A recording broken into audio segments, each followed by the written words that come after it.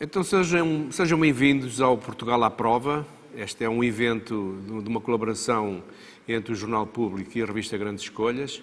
E nós hoje vamos ter aqui uma prova de vinhos da região de Setúbal, uma região que é muito rica em vários tipos de vinhos, nomeadamente tem uma grande tradição dos vinhos tintos e, claro, a grande tradição dos vinhos de Moscatel.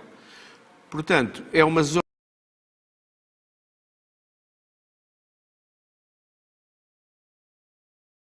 de areias e temos a Serra da Rábida. Isso gera tipos de vinhos diferentes, gera diferentes, mesmo os próprios moscatéis, os moscatéis das areias e os moscatéis da Serra são diferentes. E é uma região que tem conhecido uma grande renovação das castas que usa, das formas de fazer o vinho e, portanto, é uma região com muito para contar.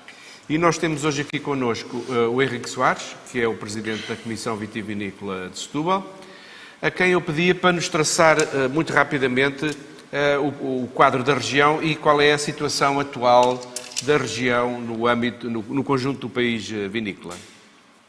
Força. Boa tarde, muito obrigado a todos os que nos ouvem lá em casa e também queria começar por saudar a Grandes Escolhas e o público pela realização deste evento, por esta bela iniciativa. Enfim, que para os enófilos e apaixonados pelos vinhos acaba por ser a maneira, enfim, são os paliativos que o setor foi encontrando para que as pessoas não se desligassem da sua paixão e para aqueles que se querem começar a iniciar nas provas e no contacto com os vinhos terem também uma forma de o fazer. Muito obrigado também pela vossa iniciativa. Relativamente à Península de Setúbal, estamos na presença de uma das mais antigas regiões vinícolas portuguesas, 114 anos este ano de demarcação. Naturalmente é uma região com um longo historial, com uma grande diversidade e riqueza, como o João Paulo Martins já referiu, e que mesmo neste contexto pandémico tem conseguido resistir às dificuldades que têm sido óbvias por via do fecho do canal da restauração, enfim, por via da diminuição da hotelaria e, portanto, com todas as dificuldades que isso tem colocado aos produtores que mais focados estavam nesse segmento de mercado. No entanto, globalmente, seja por via das exportações, seja por via do chamado canal off-trade, portanto, super e hipermercados, a região tem mantido um bom desempenho, fruto, mais uma vez, dos fiéis consumidores que há décadas e décadas foi sabendo granjear, face à qualidade não só dos vinhos que produz, mas ao preço justo a que, por regra, os comercializa. Para aquela câmara ali. Muito bem. A região, curiosamente, é uma região onde nós encontramos um balanço que nem sempre é fácil encontrar noutras regiões, entre algumas empresas de grande volume de produção e comercialização de vinhos e também uma adega cooperativa de grande dimensão. Portanto, estamos a falar são provavelmente 4 grandes operadores, sendo que um deles é uma adega cooperativa e isso não é um fator, não é habitual nas regiões portuguesas. Há, sim, alguma razão para nós percebermos o porquê do peso que a adega cooperativa de Pegões tem na região? Assim, historicamente, a região sempre foi, eu diria, em média, mais concentrada do que as outras regiões vinícolas portuguesas. Isto começa na viticultura, começa na vinha, em que temos das dimensões médias de parcela mais elevadas do país, e prossegue depois também ao nível da vinificação. Isto é de alguma forma sociológico, mas eu diria que a grande explicação sempre foi a excepcional qualidade dos vinhos aqui produzidos, porque mesmo quando recuamos ao tempo da Junta Nacional do Vinho e, portanto, ao tempo da Guerra Colonial, do pós-guerra, o que assistimos é uma grande facilidade sempre da região em colocar os seus vinhos. É evidente que nessa altura havia ainda poucos vinhos engarrafados em todo o país e também na nossa região, mas a região, por via da qualidade, de facto, que sempre teve presente, sempre patenteou, não só exportava nessa altura, como era habitual, muito vinho a granel para fora do país, como também abastecia algumas outras regiões de vinho portuguesas. Portanto, isso levou à concentração e ao surgimento da figura de 2 grandes cooperativas e também de alguns grandes armazenistas. Armazenistas esses que depois foram evoluindo, sobretudo no pós-integração da União Europeia, que foram investindo, portanto, nas suas adegas, equipando-as melhor, que foram comprando vinho ou plantando-a de novo, portanto, e reestruturando. E isso é para mim este mosaico histórico da região, toda esta evolução que faz com que eu diria que somos um pouco mais concentrados que outras regiões, se bem que essa concentração, enfim, não é um exclusivo nosso. Eu diria que se nas outras regiões a regra é a lei dos 80-20, na nossa é 85-15 ou 90-10, é de facto, não temos problema em assumir isso. Isso, aliás, tem sido muito mais uma força e uma fonte de oportunidades em termos comerciais do que propriamente uma fraqueza e uma ameaça. Mas no caso da região de Setúbal, existe mesmo eu chamar-lhe uma casta identitária da região. Duas. Uma delas em Tintes é o Castelão, e em Generosa a Moscatel de Setúbal. Eu penso que, agora vai-me ajudar para confirmar ou não esta ideia, que a Castelão já teve mais peso do que tem hoje. Ou seja, hoje, nomeadamente no caso dos vinhos tintos, houve uma grande diversificação de castas presentes na região. E será que ainda hoje continua a ser a casta que melhor identifica a região de Setúbal? Continua a ser a casta que melhor identifica, sem dúvida alguma, embora continue a ser uma das, creio que a terceira casta tinta mais plantada em Portugal, é unânime, como o João Paulo bem sabe, quer dizer, a qualidade que ela atinge na nossa região, fruto dos solos, das condições climatéricas e até, enfim, dos colonos que acho que fomos sabendo preservar. Mas não, quer dizer, já não é como foi, não é? Em meados da década de 90, quando a região, enfim, arranca em força na configuração que hoje tem, com os contornos de regras europeias que hoje tem, o Castelão era quase 90% do encepamento tinto e hoje é cerca de 55%. Portanto, em termos relativos, houve uma grande diversificação no encepamento, mais acentuado nas castas tintas do que nas castas brancas, porque nas castas brancas o Fernão Pires e o Moscatel continuam a ser bastante dominantes. E é fácil de, digamos, identificar a segunda casta tinta mais plantada? É claramente o Syrah. É claramente o Syrah. Seguem-se depois o Aragonês, a Toriga Nacional, a Trincadeira, a Toriga Franca e o Licante Boucher. São mais ou menos por esta ordem, são as castas tintas mais importantes da região. Tudo castas que vieram de outras regiões de Portugal, ou em alguns casos vieram de fora, como é o caso do Syrah. Sim. E que são hoje muito presentes no país todo. Lembro de outras regiões do país onde essas mesmas castas também têm muita importância, mas além dessas, no caso dos tintos, nos brancos e a Fernão Pires, que era uma clássica da região, que outras podemos identificar hoje com maior peso na região? A seguir à Fernão Pires e à Moscatel de Setúbal destaca-se claramente o Arindo. Verdelho, Antão Vaz, são as duas que se seguem. Muito bem. De qualquer forma, nós hoje vamos ter aqui três tipos de vinho que são as referências obrigatórias da região de Setúbal. Portanto, convém que nós não nos esqueçamos que ainda em finais do século XIX, portanto já lá vão uns anos, não é?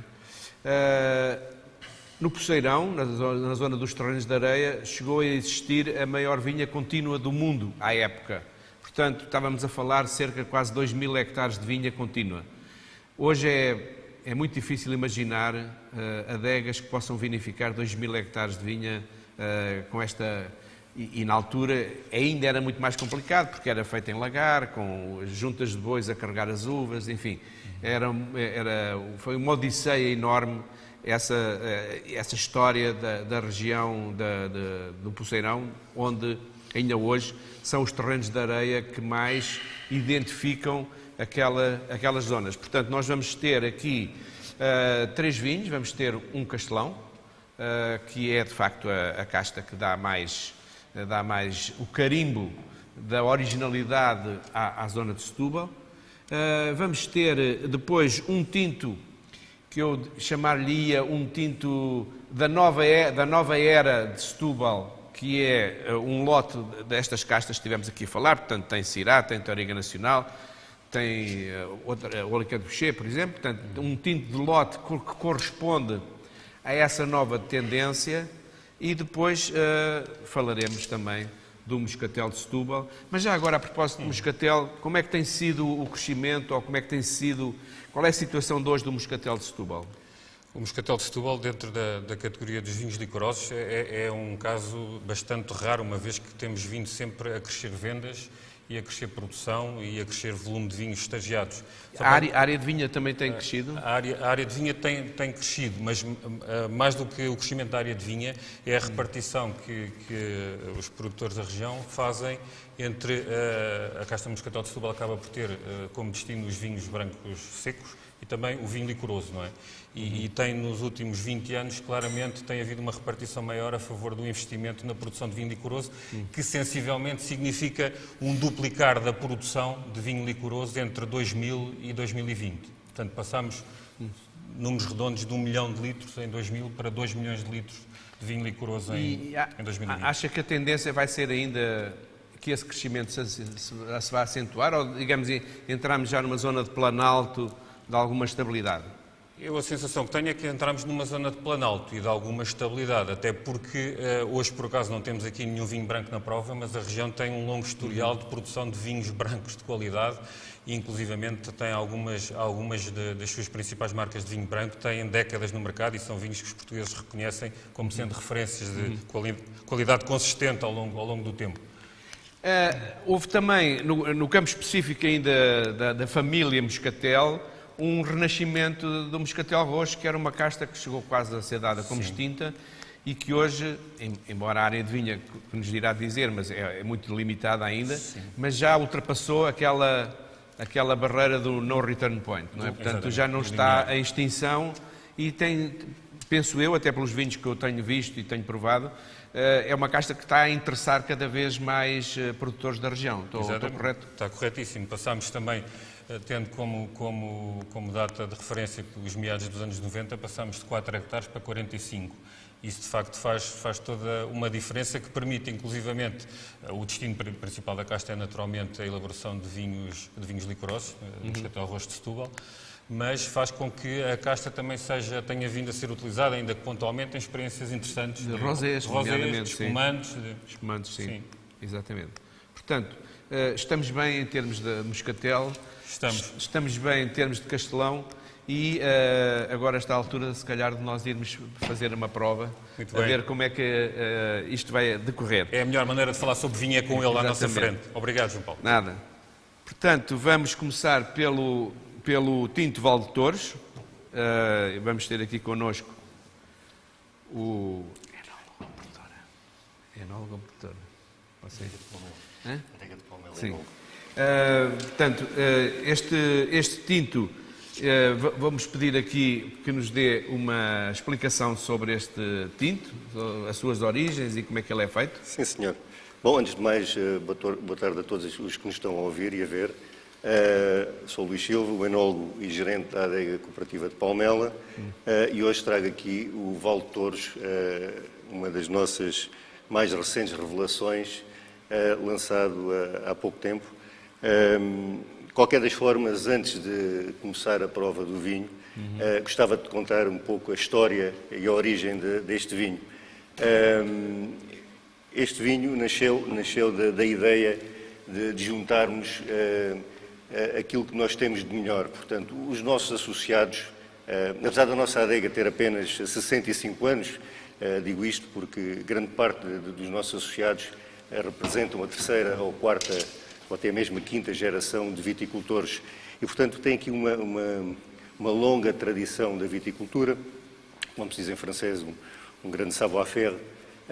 Além do mais, temos também 300 associados, 1000 hectares de vinha, o que significa que domina muito o pequeno e médio viticultor. Ou, portanto, há aqui também uma grande ligação sentimental à viticultura. E, portanto, tentamos aproveitar essas mais-valias, esses trunfos, e fazer aqui um vinho de referência.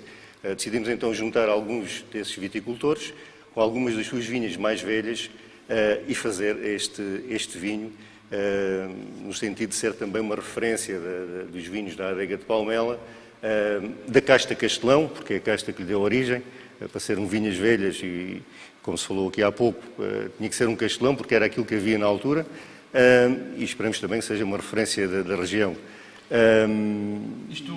A origem das uvas deste vinho é sobretudo terrenos de areia? Exatamente. A nossa mancha de vinha é essencialmente na planície de areia. Temos alguns associados mais para o lado da Quinta do Anjo, mais nos Barros, mas a grande mancha é nas planícies de areia. Agora diga só uma coisa, olhando aqui pelo contrarótulo, nós vemos que a graduação alcoólica é 15,5.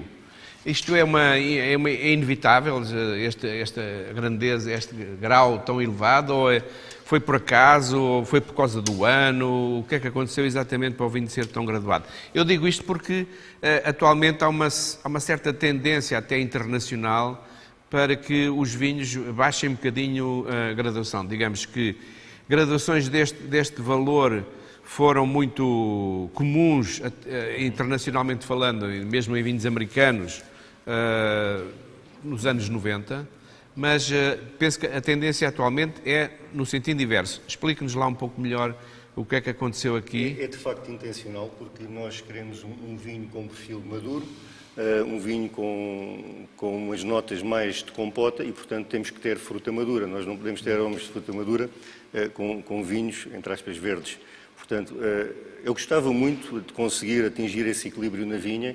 Vamos imaginar que vamos ter toda a plenitude aromática do vinho e concentração, mas com vinhos com 10 graus, por exemplo, passando aqui a um caso extremo. Isso é o caso oposto, não é? Imaginem o prazer que nos dava poder beber em quantidades maiores, sem que tivéssemos o efeito nefasto do álcool.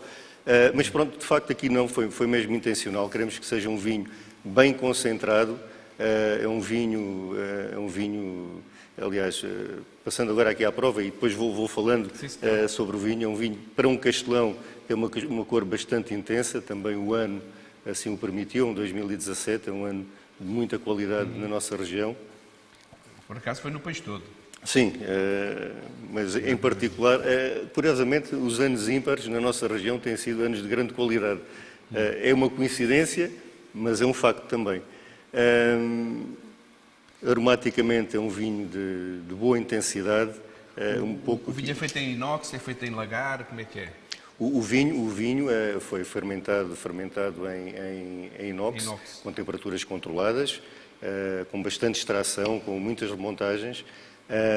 Passado isso, uma parte do vinho foi estagiado em barricas de carvalho americano e francês, um pouco para lhe dar aqui a complexidade aromática que nós pretendemos. Portanto, numa primeira fase no nariz, apanha-se aqui os toques da complexidade da madeira, mas também apanha-se muitos frutos silvestres, muitas amoras, muita compota, o que torna o vinho bastante interessante e intenso.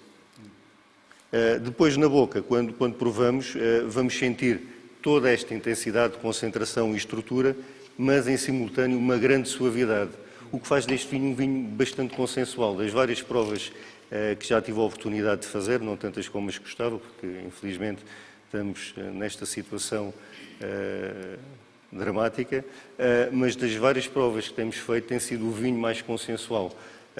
Aliás, a prova disso é que isto foi um vinho que foi lançado há relativamente pouco tempo, há 6 meses, e tem ganho medalhas de ouro em vários concursos internacionais, um pouco a testar esta qualidade que estou aqui a apresentar. Quando aqui o próprio rótulo o indica, mas também indica no contrarótulo que o vinho tem origem, as uvas têm origem em vinhas velhas. No caso da região de Palmela, a partir de quando é que nós consideramos que podemos estar a falar de vinhas velhas? Olha, é uma excelente questão, porque vinhas velhas, ao fim e ao cabo, não há uma definição. Há aqui um pouco de bom senso.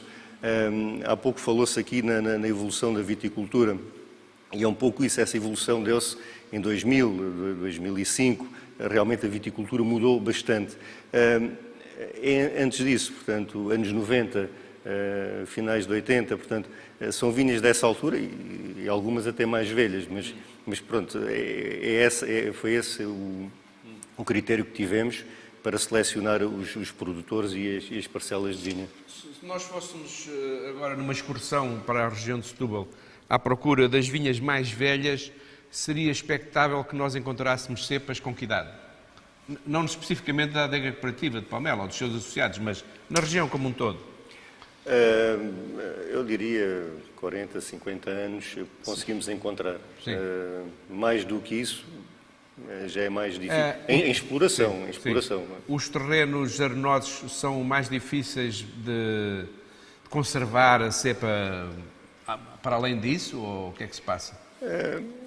Não diria os terrenos. Portanto, a viticultura é que se tornou muito mais exigente atualmente e há uma exploração muito maior da planta. Portanto, uma vinha que no passado durava 50, 60, 70 anos, eu, para além de nome, também sou viticultor e também faço parte da quinta geração de viticultores. Eu lembro-me de arrancar vinhas com 80, 90 anos. Era comum. Hoje em dia já começamos a reconverter as vinhas aos 30 anos, 35. Portanto, é por isso é que se torna mais difícil encontrar essas vinhas mais antigas. Quer dizer que nós estamos a exigir muito da planta enquanto ela tem a sua vida útil e vamos esgotá-la. Exatamente. Vamos espremê-la, entre aspas, e vamos ficar com poucas hipóteses de ter uma vinha com 100 anos, não é? A não ser que seja algo planeado e que se pretenda mesmo ter ali um canteiro, por assim dizer. E hoje essa nova forma de trabalhar a vinha, por exemplo, originou que as vinhas de hoje sejam mais produtivas do que eram antigamente? Ou andamos a cortar-se um bocadinho à cepa para que o resultado que se obtém seja mais concentrado? É que, no fundo, há essa tese que há muitos enólogos que têm uma atitude completamente diferente em relação a esta questão. Uns acham que eu quero que a planta dê tudo o que tiver, porque eu preciso é de produzir muito. E há outros que acham que eu quero produzir bom e principalmente quero vender o meu vinho numa categoria mais alta, não posso deixar que ela produza tudo o que quer. Como é que fazemos aqui este balanço entre uma situação e outra? Há que fazer uma gestão da vinha e definir aquilo que são os volumes de vendas, a gama prevista para cada adega e depois trabalhar a viticultura nesse sentido. Portanto, se eu quero ter no total da minha produção 10 ou 15% destinado a topos de gama, tenho que trabalhar dessa forma. Mas é certo que, se calhar, o volume da produção vai estar cá mais em baixo. Portanto, aquela viticultura mais de ponta, diria, mais espremida. É um pouco isso que temos que fazer. No nosso caso, a adega cooperativa de Palmela é uma gestão, não diria mais difícil, mais desafiante, porque somos 300 associados e temos que canalizar todos para um objetivo comum. É desafiante. Eu estou na adega há 10 anos e tem sido bastante desafiante. Desculpe, no caso da adega de Palmela, estamos a falar de uma produção global de quanto, anualmente? 10 milhões de quilos, portanto, 8 milhões de litros. 10 milhões de garrafas? Sim. Sim, mais coisa. Isso é uma situação que se tem mantido, tem crescido, tem diminuído? Nós atualmente estamos com uma posição mais expansionista e, portanto, estamos a abrir a adega a novos associados no sentido de aumentar as nossas produções e também o nosso volume. Nem sempre foi assim. Houve uma altura que a região estava um pouco fechada, mas achamos que não é por aí o caminho e temos é que seguir em frente e crescer. Muito bem. Este vídeo virá a ter novas edições nos próximos anos? Sim, novas edições e novas versões. Estamos a pensar, inclusive, a ter uma versão em branco. Também vinhas velhas? Não vinhas velhas. Mas não há vinhas velhas de branco na região? É capaz de ser mais difícil. Até porque grande parte das nossas vinhas velhas são moscatel, portanto, há moscatéis velhos, é isso. Mas isso já nos levaria a outra conversa. Sim. Por dizer que o Val de Touros, neste momento, já está a ter um enorme sucesso de comercial. Estamos a ter grande sucesso de vendas. Já está a ser exportado, inclusive, para bastantes países. Está disponível na nossa loja da adega, portanto, de segunda a sexta. Na nossa loja online até está em promoção, portanto, há que aproveitar. Fica-nos a dúvida se na região há criação de touros. Não, Val de Touros é uma região de Palmela. Aliás, todas as nossas marcas... Não tem nada a ver com touradas? Não tem nada a ver, aliás... Para grande descanso de uma faixa... Não, de Palmela consumidores. tradicionalmente nunca teve grande tradição nem de touros nem de cavalos. Até mesmo na altura em que a tração era de origem animal, o que se usava muito eram as mulas, portanto não há... Mas por algum motivo Valtouros existe na nossa região, uma localidade, e todas as nossas marcas estão sempre relacionadas com emblemas ou regiões ou localidades de Palmela. Portanto, é sempre uma homenagem que nós prestamos à vila de Palmela. Ok. Muito obrigado. E vamos beber o vinho com prazer. Muito obrigado. Saúde. Eu penso que agora vamos falar com o enólogo Jaime Quendera, que está aqui em multifunções. Não só é o enólogo da adega cooperativa, da Cooperativa Agrícola de Santo Isidro de Pegões, que é assim o nome correto da adega, como é também o responsável dos vinhos da Casa Irmelinda Freitas. Portanto, só trabalha com gigantes. Agora sim. Quando eu comecei a trabalhar eram pequeninos. Eram pequeninos, mesmo a Cooperativa de Pegões, eram pequeninos. Era. O primeiro ano que eu fiz em 94, metemos 1.200.000 kg de uva. Vou falar para aquela câmara. 1.200.000 kg de uva. 1 milhão em 94. Sim. E hoje, diz lá? 12. 12. Cresceu um bocadinho, então. Digamos que tem crescido. É uma marca muito presente na mesa dos portugueses. Não estou a forçar a nota, porque ela está muito presente no comércio, nomeadamente na grande distribuição, certo? Correto. E o que é que se vende mais dentro da cooperativa de Pegões? São os tintos, são os brancos, são o moscatel? Não, o que vendemos mais é tinto. A adega de Pegões é mais conhecida nacionalmente como vinhos tintos, produtora de vinho tinto, normalmente de base castelão, que é a nossa casta rainha, como é a casta rainha da região. Sim. Mas também temos outras castas, temos lotes.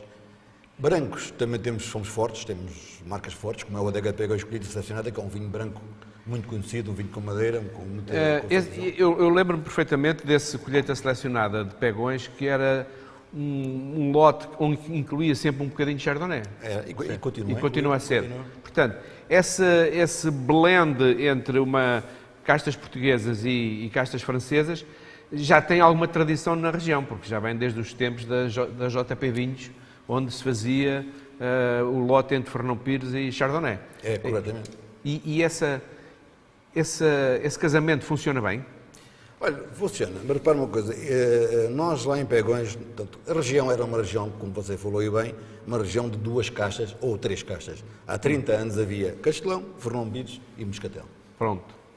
Com a mudança da viticultura e com a introdução da nova enologia, e muito, até através do senhor chamado José Francisco Avilés, do JP Vinhos, aparece o Merlot, aparece o Cabernet, aparece o Chardonnay, que dão vinhos conhecidos, e começam também a ser introduzidos na nossa região, na região das areias de Pegões.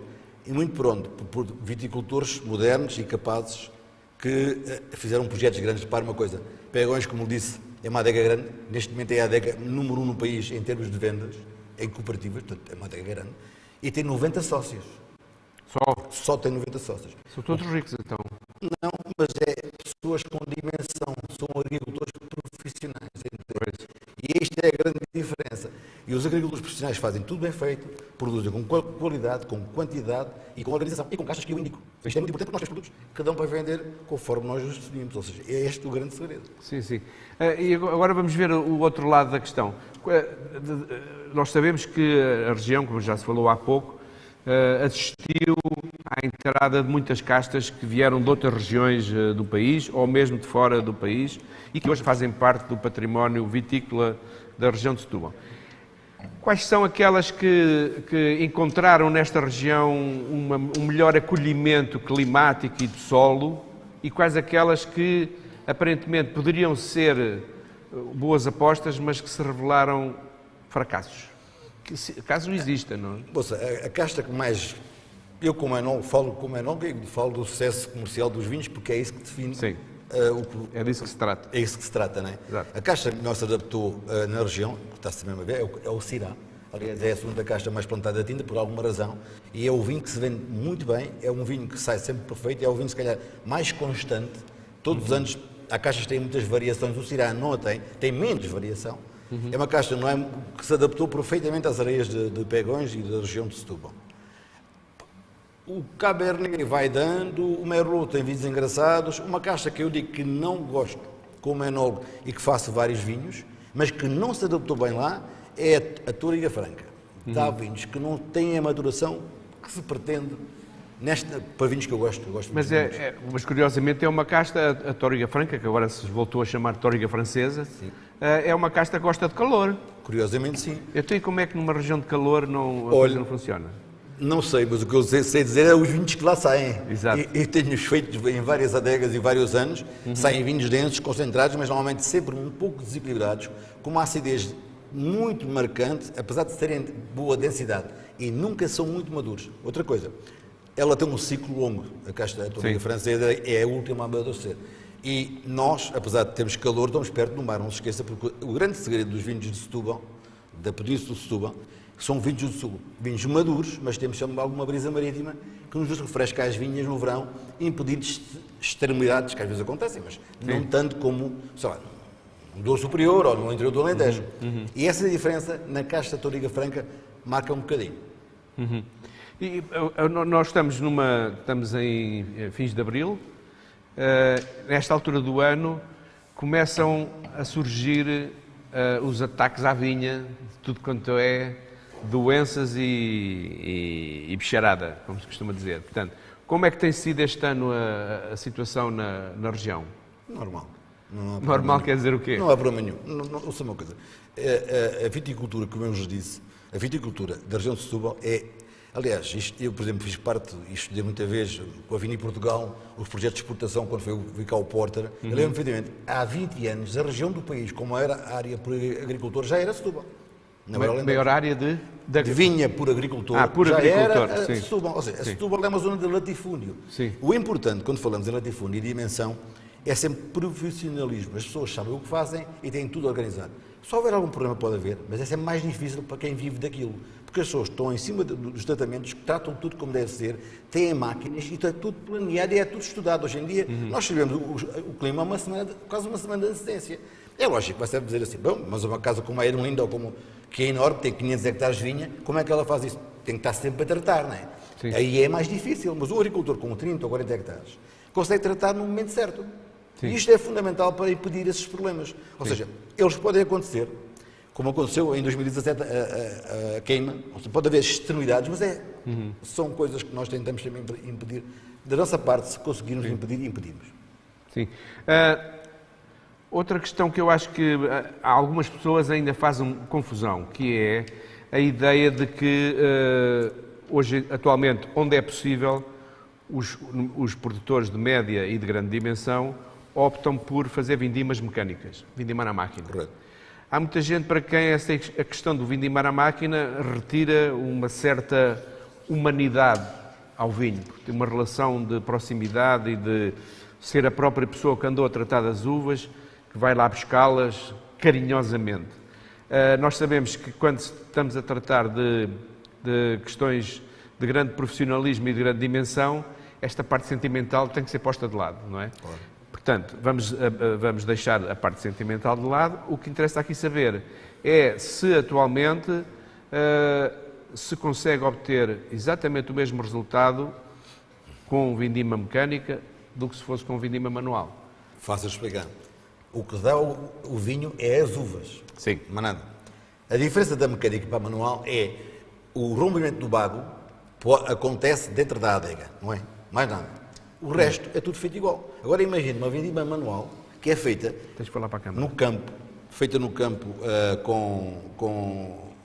com dia quente, como em caixas, mesmo seja em caixas ou em tinas, que é comum, e chegar à adega 5 horas depois, ou 6 horas depois. E está na tina, está as pisadas, com o andar, as uvas em baixo rebentam. Acontece isso tudo, não acontece? Mesmo em caixas acontece isso.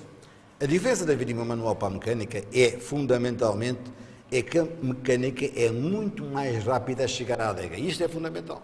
Nós, quando temos a diferença da colheita, do ponto de colheita da uva até entrar em tratamento dentro da cuba do lagar, quanto mais curta é melhor. E a vindima mecânica possibilita isso.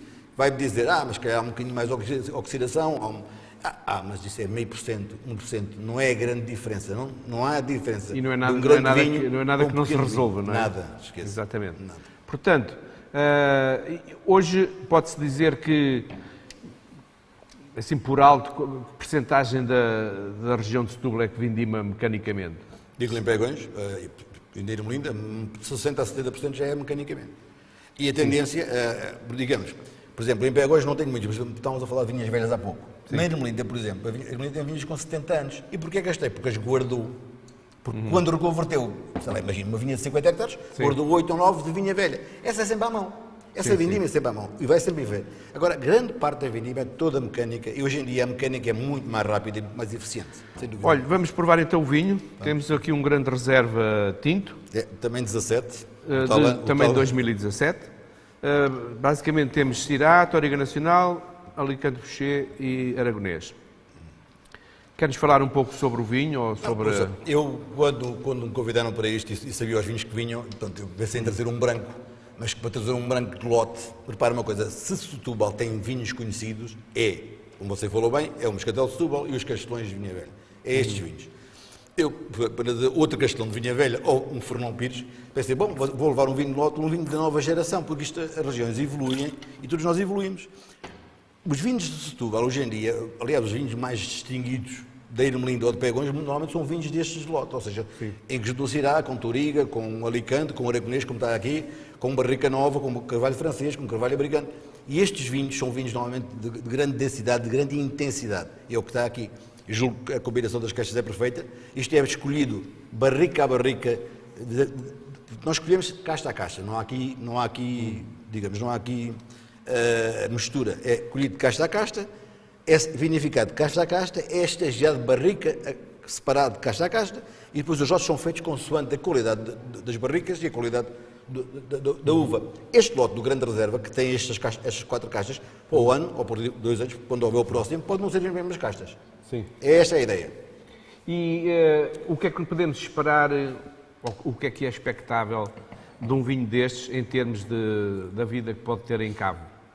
Quantos anos é que a gente pode aguentar este vinho em cabo sem perda de qualidade?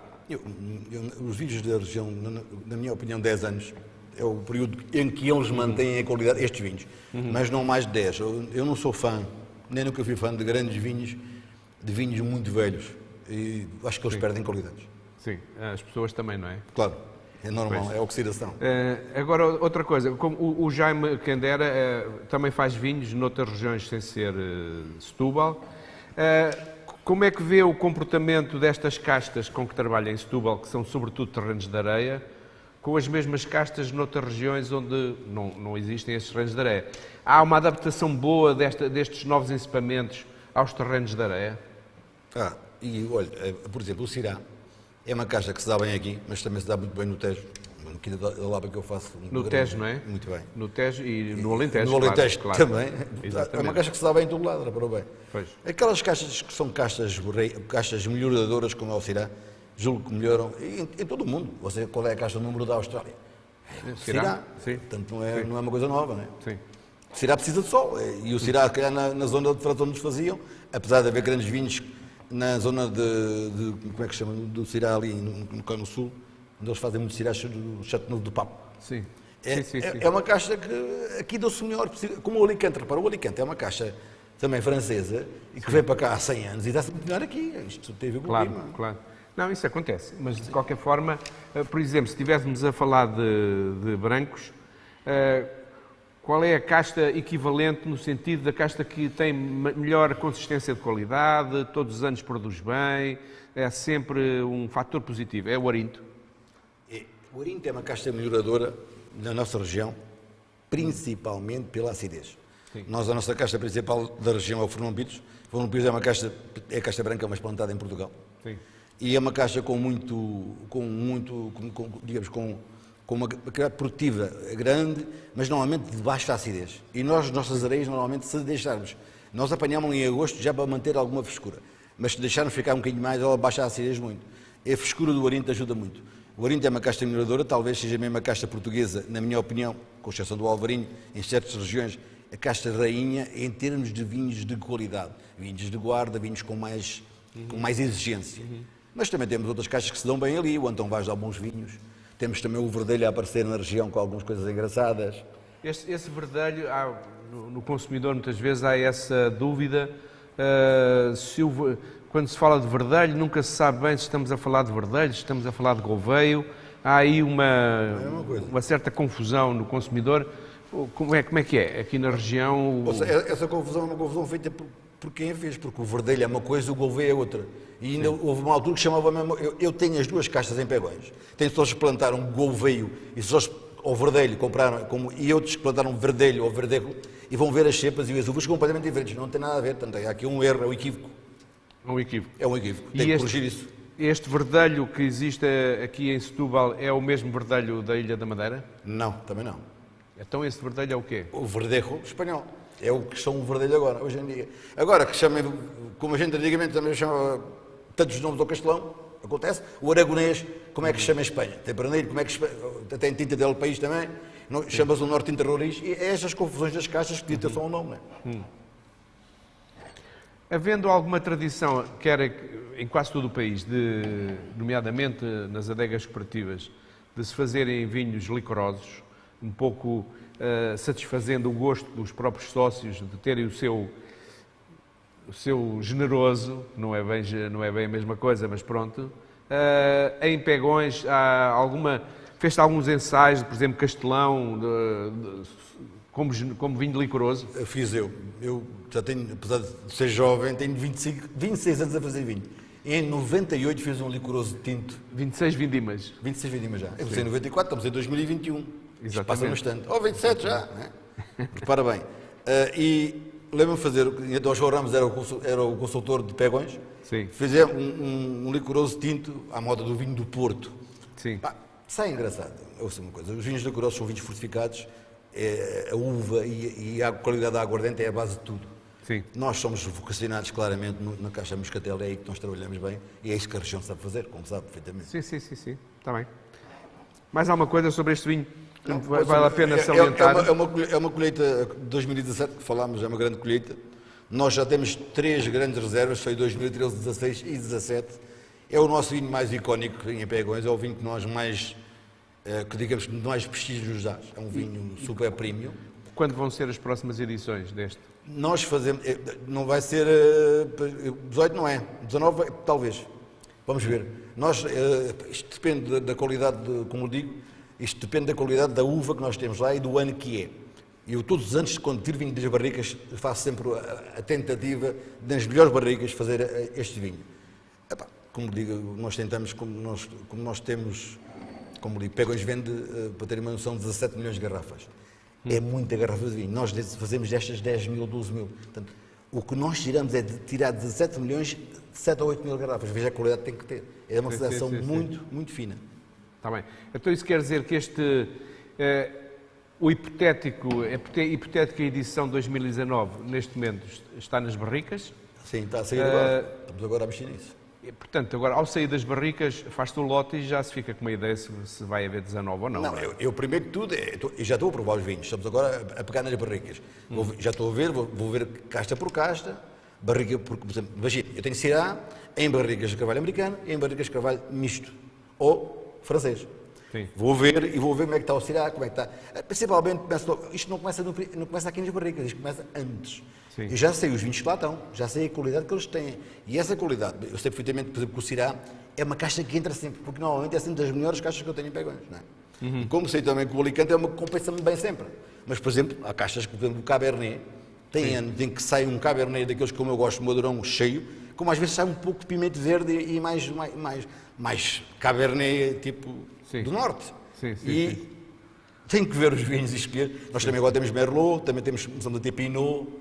Eu penso que Pinot nunca vai entrar neste lote, mas o Merlot pode, que é fino, que é elegante, depende do ano bom. Sim. Vamos ver. Muito bem. Então, agora passamos ao próximo vinho que temos aqui para provar, que é um moscatel da Casa Ermelinda Freitas. Há aqui duas coisas. Uma, explique-nos lá como é que, quando é que a Casa Ermelinda Freitas decidiu apostar também no moscatel de Setúbal. E este em particular, que tem a designação superior, Explique-nos um pouco o que essa designação obriga. Fala-nos um pouco sobre o vinho. Primeiro que tudo, a Casa de Irmã de Feitas começou a fazer moscatel, no primeiro ano foi em 2000, lembro perfeitamente, porque foi uma confusão para fazer o moscatel, que nem para saber a cabeça, foi lá a alfândega. Foi que, desculpe? Não. Uma confusão. Confusão. Porque na altura era só 1000 litros que íamos fazer de aguardente e teve que vir o fiscal da alfândega para mostrar a aguardente, a doutora teve que estar lá com ele. 1h da manhã tive que lá ir à adega, para vocês verem. Começou em 2000. Em 2000, hoje em dia fazemos todos os anos, a Casa de Irmã de Feitas é um dos grandes produtores de moscatel de Setúbal, da região, juntamente depois 5 grandes casas, mas há mais. O que nós fazemos é, o nosso moscatel é um moscatel de areia, você falou bem há bocado que há Sim. os moscatéis da Rábida, dos solos argilocalcários e os da areia, o nosso é de areia. O que é que eu faço? Quando eu comecei a fazer moscatel, o que é que eu pensei? Bom, o que é que eu tenho aqui? Tenho sol e tenho maduração, então quero apanhar uvas mais maduras. Então apanho sempre as uvas moscatéis sobre maduras, ou seja, com o máximo de açúcar. Depois, faço a maceração picular normal, fermento, faço a maceração picular até abril, com as massas como todos os produtores normalmente fazem, em Setúbal. Depois vai para a barrica, esteja em barrica, e normalmente como nós temos muitas barricas de vinho tinto, nós temos, para ter uma noção, a Irmã tem para aí 3.000 ou 4.000 barricas com vinho tinto, e pegam sempre mais de 1.000. Ou seja, o que é que a gente faz? Depois passamos-las para o moscatel. E evolui no mínimo 4, 2, 3, 4. No caso do superior, 5, 6, 7, 8, 10 anos em barrica. É este o segredo. Agora, explique-nos aqui um pequeno pormenor. Nós falamos de moscatel, em geral, mas há bocadinho já falámos aqui com o Henrique Soares sobre o moscatel roxo. Existe um outro moscatel no Douro. Neste caso é moscatel de Setúbal, que é o que vem escrito no contrarrótulo, não é? Curiosamente, eu sempre notei nestes vinhos um aroma muito característico, que eu acho que este tem em grande evidência e com muita qualidade, aromas de passa de uva. Estamos aqui a cheirar o vinho e parece que estamos, e isso depois reflete-se na prova de boca, parece que estamos a mastigar passas de uva. Isto é uma característica do moscatel. O moscatel de Setúbal é feito da casta moscatel de Bagraguda ou de Alexandria, não é? Ou do Douro é do moscatel galego, que é o do magno mais miúdo. É a diferença. Como eu digo, na minha filosofia de moscatéis, eu quero a uva mais madura. E a sobrematuração pode trazer esse tipo de aroma, como também traz outras coisas, como tem muito caril, estiarias, tem muito mel, às vezes quando é novo. Notas de mel, notas de laranja. Mel, sim. Então, e outra coisa que eu faço, repara, nota-se a acidez é fresca. Sim. Porquê? Isto é quase um moscatel feito a tipo leitar, mas não é bem assim. Quando eu apanho estas uvas, as uvas estão muito maduras, mas ainda têm alguma frescura. E essa frescura é o que é mais importante para mim. Eu acho que o moscatel de Setúbal tem de ter um balanço entre a acidez e a frescura, porque senão fica muito enjoativo. E é essa a grande diferença. Sim. E este é daqueles vinhos que nós não temos que ter preocupações em conservá-lo em casa. Mas devemos ter a preocupação de conservar a garrafa em pé. Certo? Então explique lá porquê. Porque, como todos os vinhos e mais os moscatéis mais velhos, com o tempo... Mais oxidados, não é? Sim. Com o tempo começam a criar depósito e podem turvar. E se estiver deitada ou levantada, turva sempre. E há muita gente para quem faz confusão essa ideia de que um vinho destes deve ser conservado na posição vertical. Mas é porque estes vinhos já são vinhos oxidados e, portanto, já a questão da oxidação já não se coloca e aqui o que se pretende é, portanto, a conservação do vinho e que a rolha não estraga o vinho. Claro. E, portanto, vamos conservar as garrafas na vertical. E outra coisa, repara uma coisa, estes vinhos quanto mais velho, quanto mais oxidado, melhor. Uma coisa que eu faço em Pegões e que me faço na Ermelinda, os nossos moscatéis, quando vão para a barrica, não vão para uma cave normal de barricas, vão para uma cave mais quente. Sim. Porque a temperatura... Uma espécie de estufa. Quanto mais quente tiver a cave, mais depressa ele oxida, mais depressa envelhece. Sim. E é isso que se pretende. Portanto, isso no fundo é um truque, até usado na madeira. No fundo. Só para finalizar, este como outros vinhos deste tipo de vinhos com oxidação, devem sempre ser bebidos, ou melhoram se forem bebidos frescos. Certo. E no final da refeição. Sim. Ok. Então é isso que vamos fazer. Saúde.